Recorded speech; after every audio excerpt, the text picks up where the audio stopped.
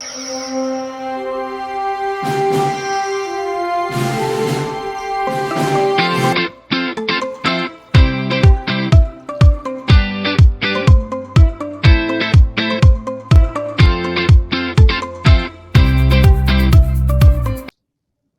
let's get into this.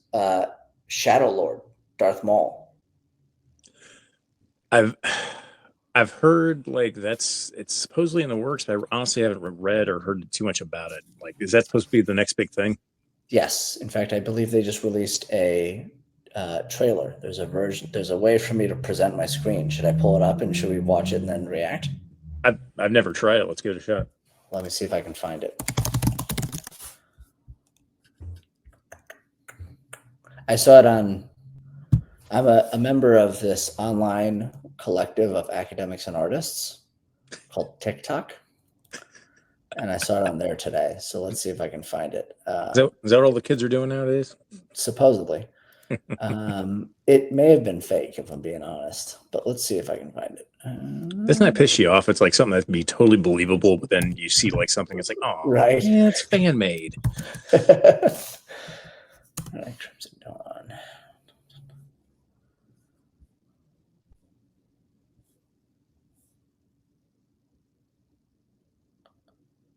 Is this real?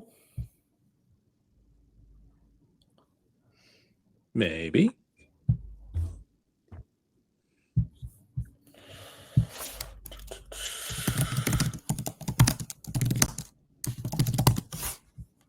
think another one would kind of be fun to do just while the guy's still young enough to do it. You know, make it's non-canon, I get it, but I think just if nothing else for the fun of it, I think people would love it. The whole Force Unleashed storyline. You ever play those games when they came out? I have not played the games, but they look It's like so much fun. This is all fan concept. I was duped. It's never mind. That's just rude. That is rude. I'm sorry.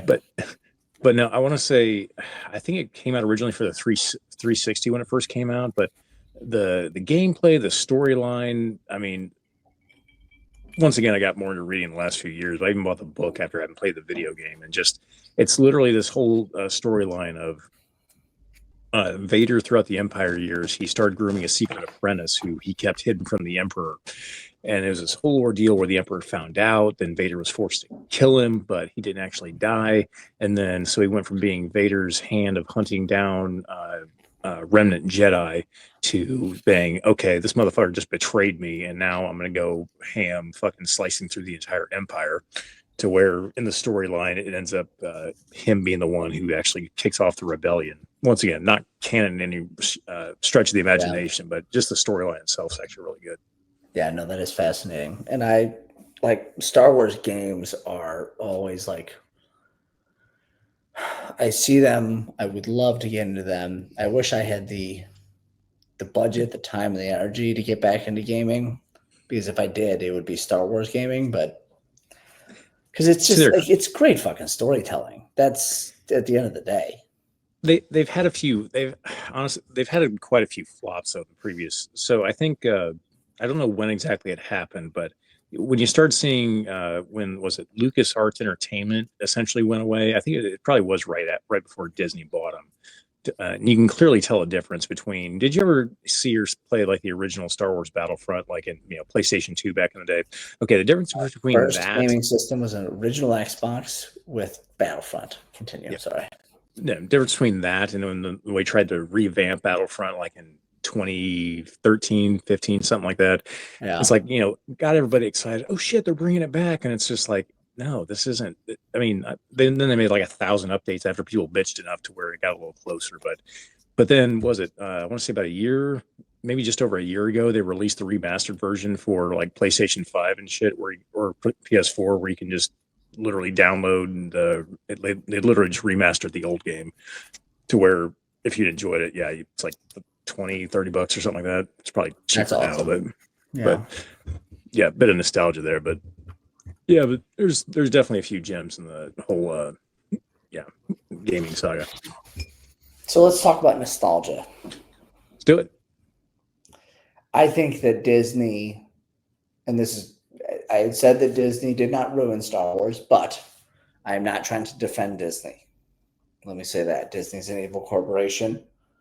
And I think that Disney, pre-Dave Filoni taking over, tried to rely too much on nostalgia than they did storytelling.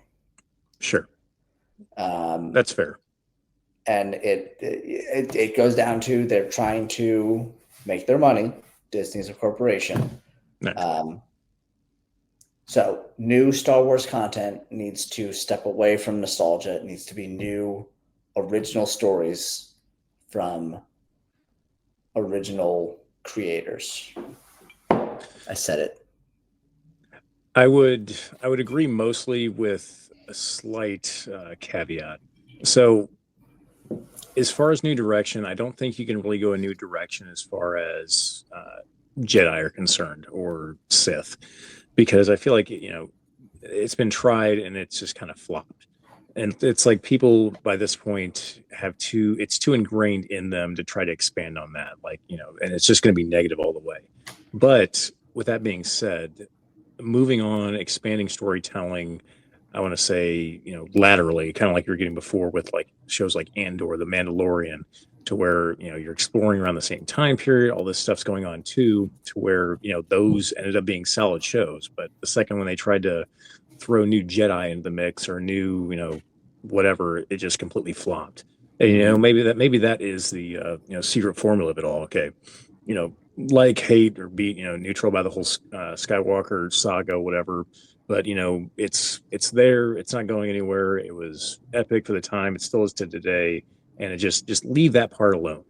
Disney's going to try to keep making more money. Awesome. Do what you do. Just leave that part alone, but keep making those side stories that I think people really want to see. I mean, doing something like that to where they did a Han Solo movie. Then what's the next one after that? Maybe a few like that. Try not to overdo it, but things like that. Which, like, talk about those like new content, right? I think the Solo movie had its fair criticisms. Sure. But like I said earlier about Star Wars fan base being the fucking worst, I don't think Solo was as bad as the fan base put it out to be. Oh God, no. I think Acolyte, I enjoyed Acolyte. Acolyte had its fair criticisms. Biggest for me being, I forget the character's name, but she bled the kyber crystal like in an instant.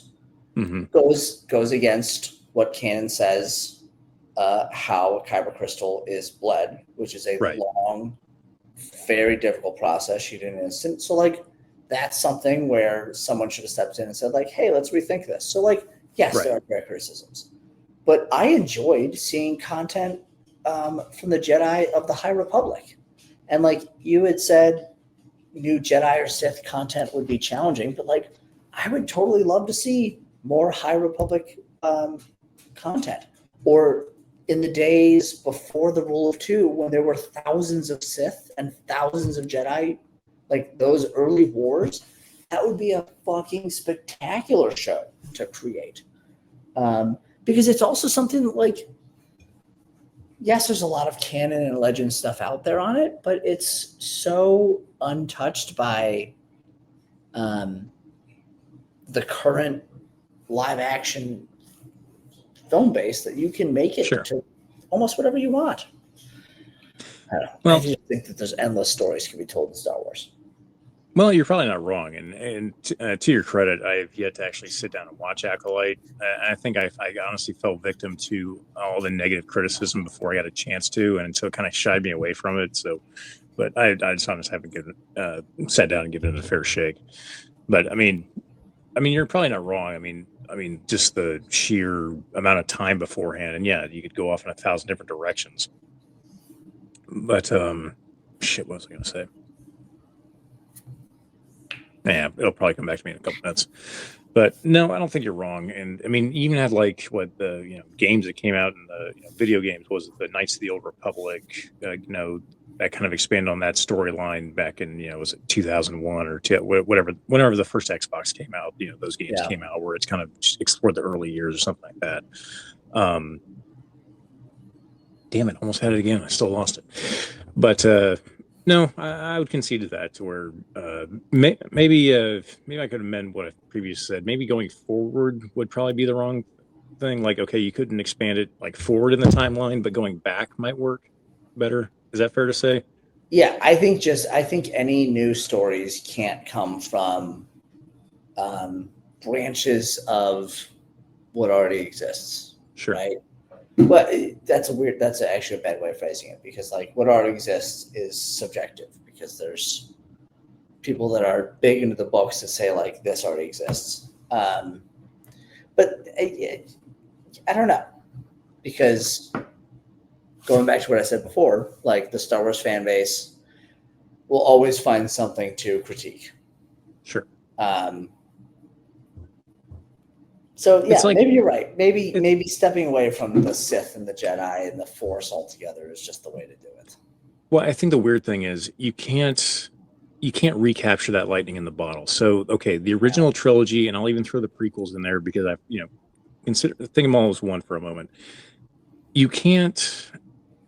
It's like everything after that is kind of giving love to that original concept, that original idea, whether it be the Clone Wars offshoot series, whether it be Ahsoka. It's all branches off this core story, and I feel like that's what's in pop culture. That's what's everlasting. It's not going away. But the second you try to do your own little branch story of, oh, there's also fucking once you get away from that, you're getting away from what people love. You're getting away from what, whether it be nostalgia, whether it be just what gives it feeling for people, why they keep coming back after all these years. The further you get away from that center, regardless of how you feel about it, I feel like is shown time and time again that you're going to have negative response. It's not going to work out as well. But on a slightly separate note, before I forget it again, idea going forward, obviously you wouldn't have the budget, the manpower, or anything to do the whole thing, but maybe a limited series to where it jumps a little bit while they're still young enough and able to do it. Here's what I want. Give me a mini series. Call it, 6 episodes for the season, to where they pick a few key moments throughout the Clone Wars where they do a live action episode of the Clone Wars with Hayden Christensen, fucking Ewan McGregor, a couple of these guys, pick a couple stories throughout the entire saga of the Clone Wars animated series and have them do like 6 episodes that can like just fit in there, even if it's almost like a retelling of his existing stories. But it's weird, but I feel like the amount of people that would want to see a live action version of the Clone Wars is probably just it's untapped, and I feel like it would be expensive as hell, but I feel like it would get endless love.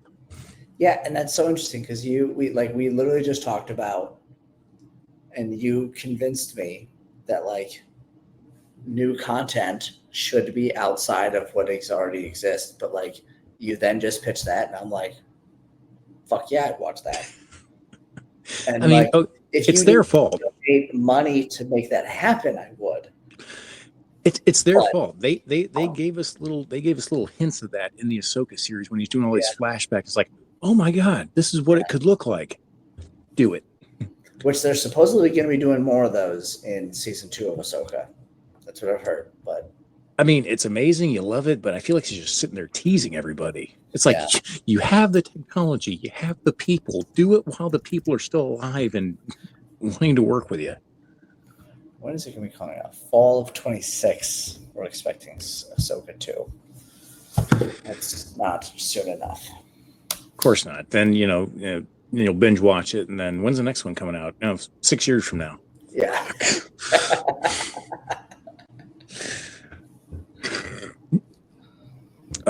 But yeah, a lot to unpack there. But I mean, overall, there's still a lot of different directions they can go. I mean, I'm sure they will. There's probably gonna be, just like we've seen the last decade or so, there's be some good ones, probably some bad ones, new ways to enjoy it, and then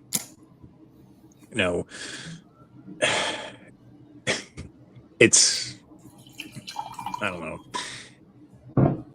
It's almost crazy to an extent that a movie that first released in 1977 has like spawned into all of this, to where sure, it's, trying to get maybe a 12 or 13-year-old kid to take late 70s graphics and storytelling seriously. It might be a little bit, a little more difficult to do, but in a weird way, you almost have to show like younger kids today.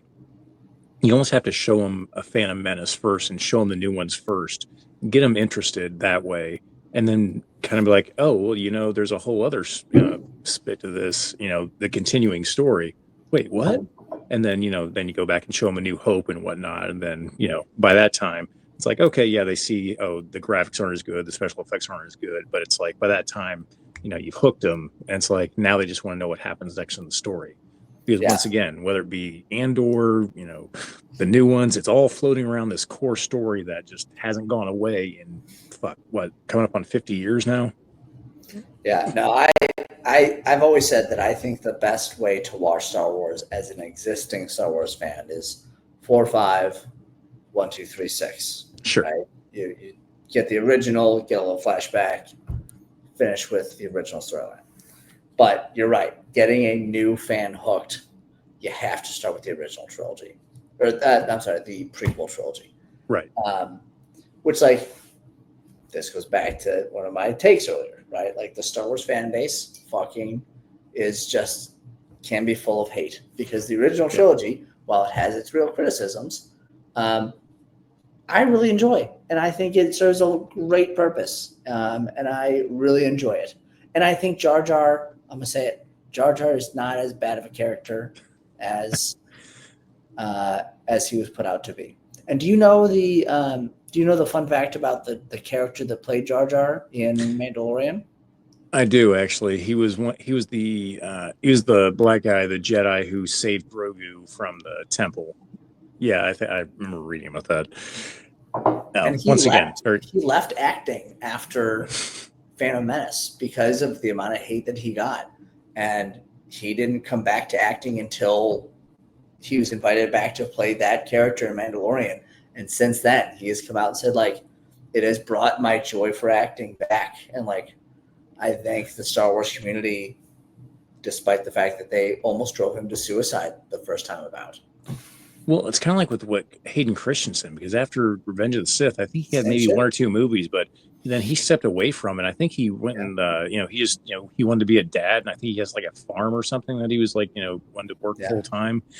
And it's like, they brought him back and, people were giving him shit when they first came out, oh, blah, blah, blah. They didn't like him, this, that, and the other. But the second they bring him back for these new ones, he's getting all kinds of love. And it's you kind of see that where he stepped out on stage for that Comic-Con or whatever. And they're saying, yeah, we love you, blah, blah, blah. And you just kind of see him get, oh, well, that kind of, thanks, guys. And the kid that played young Anakin, that's, he had a rough I don't want past, to didn't he? take that on entirely Star Wars fan base, because most childhood movie stars end up finding their way into trouble. But I don't know where he is now, but I know he did not do very well for a long time. Yeah, one of those unfortunate side effects. But yes, getting a new fan into Star Wars, definitely start with the prequel trilogy. You can't watch pod races and say what is that? I don't like that. You can't watch pod races and say I'm not a fan. That's insane.